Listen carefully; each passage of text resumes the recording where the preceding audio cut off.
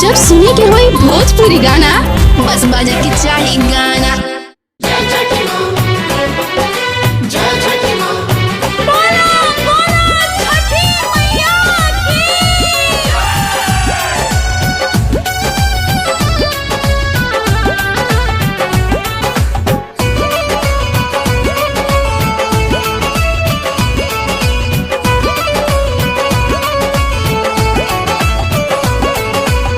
फलिया गरावटा से साज के दहुरिया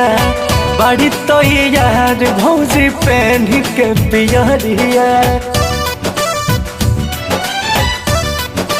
हो फलिया गरावटा से साज के दहुरिया बड़ी तो यार भौजी पहन के पियरिया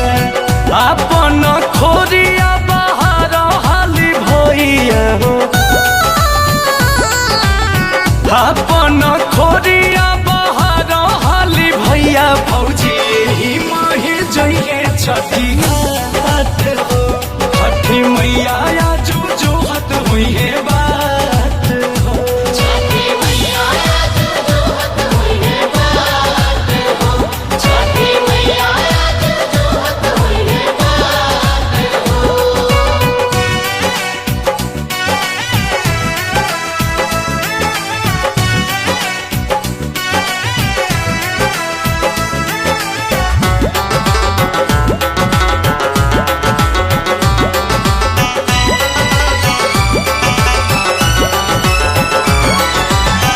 तनिको न कर अब देर हो हरग के भइल बाट बेर हो तनिको न कर अब देर हो हरग के भइल बाट बेर हो छटक पजाही के नहाला दौड़ाली घर से निकालो तोहरो तकर के बसंग ही पूजैया बेरा बीते जनी बुझतनी बात हो छठी मैया आजू जो हत हुई है बात हो छठी मैया आजू जो हत हुई है बात हो छठी मैया आजू जो हत हुई है बात हो।